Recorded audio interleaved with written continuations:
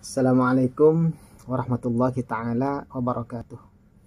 Bismillah, alhamdulillah, salatu wassalamu ala sayyidina rasulillah Muhammad ibn Abdillah wa ala alihi wa sahbihi wa man tabi'ahuda amma ba'd.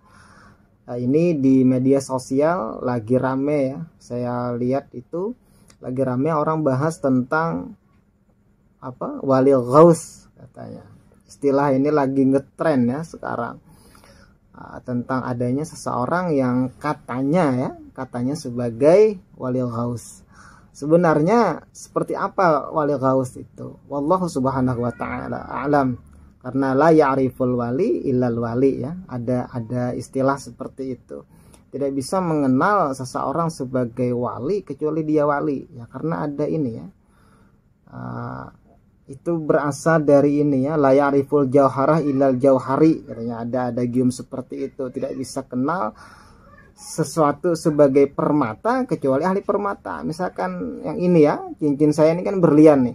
Orang kalau tidak kenal sama berlian mungkin dianggapnya ini hanya sebagai imitasi biasa gitu ya. Tapi kalau orang kenal, oh itu berlian. Nah, tidak bisa kenal dengan berlian kalau orang tidak kenal tidak ahli berlian. Nah, begitu juga mungkin di dunia kewalian.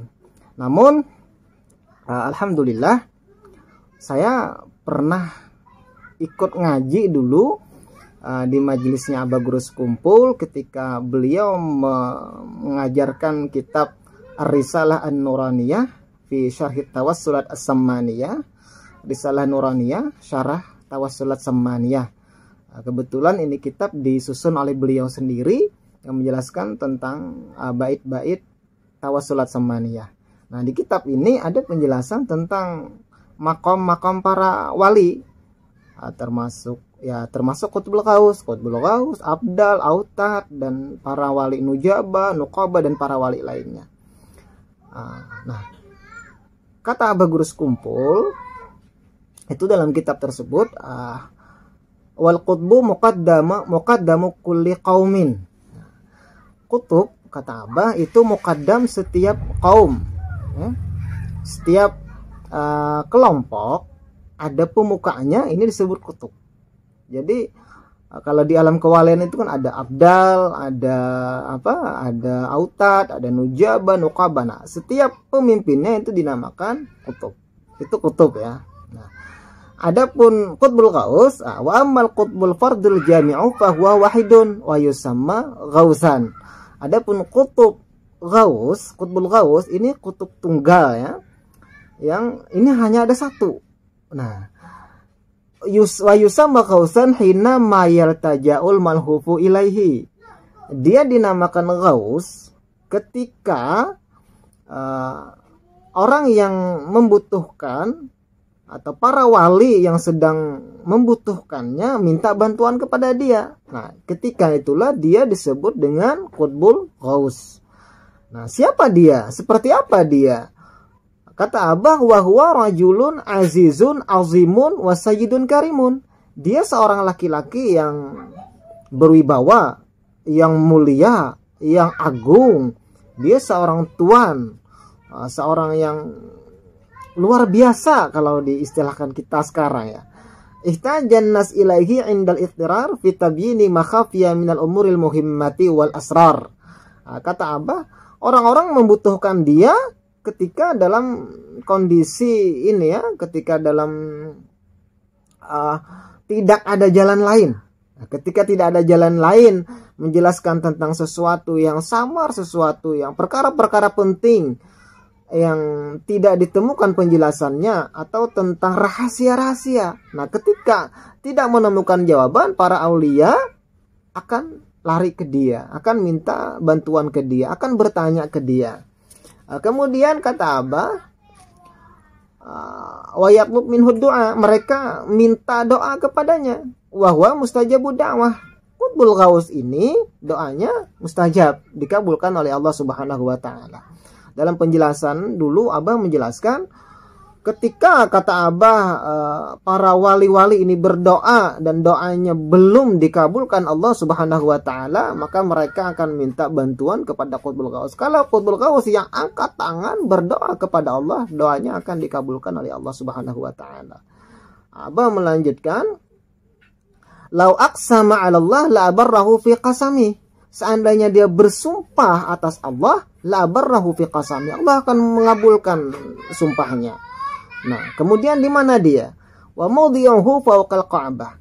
Istananya, kata Abah, ya, walaupun tidak mesti dia tinggal di Makkah, tapi istananya, kata Abah, fawqal Ka'bah, berada di atas Ka'bah. Di atas Ka'bah, kalau kita dibukakan Allah, kita diberi mukasyafah, kita bisa lihat istana Qutbul Ghaus ini. Nah, Qutbul Ghaus ini wahwa ra'isul auliya, dialah pemimpin para wali. Wahwa khalifatu Rasulullah sallallahu alaihi wasallam, dia adalah khalifahnya Rasulullah sallallahu alaihi wasallam. Dia khalifah secara rohani, ya, khalifah secara rohani. Dahulunya setiap khalifah Rasulullah sallallahu alaihi wasallam adalah Qutbul Ghaus. Sayyiduna Abu Bakar Qutbul Ghaus, Sayyiduna Umar Qutbul Ghaus, Sayyiduna Utsman Qutbul Ghaus, Sayyiduna Ali Qutbul Ghaus, Sayyiduna Hasan Qutbul Ghaus. Pasca Sayyidina Hasan menyerahkan kekuasaan kepada Sayyidina Muawiyah, ketika itulah kekhilafahan terbagi dua. Kekhilafahan di alam rohani masih jalan, ya, masih jalan dengan khalifahnya Qutbul Ghaus, khalifah Rasulullahnya Qutbul Ghaus. Di alam dunia, di alam fisik, berubah menjadi kerajaan. Tidak ada lagi kekhilafahan. Kekhilafahan sudah ditutup. Baru nanti, wallahu alam, baru nanti akan kekhilafahan lagi di zaman Imam Mahdi. Nah, kita lanjutkan tentang Qutbul Ghaus. Walakut tasarruf wal amdad lisairil awliya al ahya wal amwat. Qutbul Ghaus punya kemampuan, ya, kemampuan memberikan bantuan, bertasarruf bagi seluruh para wali, baik para wali yang masih hidup ataupun para wali yang sudah wafat. Wa makanatuhu min sairil awliya kan nuqtah minad dairah allati hiya markazuha. Dan kedudukan Qutbul Ghaus kalau kita bandingkan dengan seluruh wali, dia itu seperti titik edar. Jadi kalau Abah dulu memberikan contoh, majelisnya para aulia itu seperti lingkaran gitu, ya, lingkaran. Di tengahnya, titik edarnya itu adalah Qutbul Ghaus, kata Abah. Wa bihi yaqa'u salahul alam kullih. Dengan Qutbul Ghaus itulah alam semesta ini bisa berjalan. Alam semesta ini bisa tetap normal, begitu ya. Karena kemampuannya bukan hanya kemampuan fisik, dia punya kemampuan rohaniyah, gitu ya, punya kemampuan rohaniyah. Nah, kemudian wala yakun, kita kembali ke pembicaraan tentang kutub, ya, karena Qutbul Ghaus ini kan kutubnya para kutub. Nah, wala yakunul qutbu qutban hatta tajtami fi sifatu sair auliya wa a'maluhum. Seorang kutub, kata Abah, dia tidak bisa menjadi kutub tanpa terhimpun padanya sifat-sifat baik seluruh wali dan amal-amal baik seluruh wali. Nah, karena setiap wali itu kan punya maziyah masing-masing, ya, ada kelebihan masing-masing, ada abdal seperti ini, autad seperti ini, nujaba, nuqaba, dan lain-lainnya. Masing-masing punya kelebihan, masing-masing punya maziyah. Di Qutbul Ghaus, semua sifat ini, semua amal mereka terkumpul padanya. Karena itulah dia menjadi seorang Qutbul Ghaus. Seorang kutub pun seperti itu. Seorang kutub ini misalnya Qutbul Abdal, ya, Qutbul Abdal. Seluruh sifat dan amalnya, seluruh abdal terkumpul pada dia. Ketika terkumpul pada dia, dia menjadi Qutbul Abdal. Ketika seluruh sifat amal seorang wali naqib, ya, atau jamaknya nuqaba, terkumpul pada satu orang, maka dia akan menjadi Qutbun Nujaba, Qutbun Nuqaba, ya, mungkin seperti itu, ya.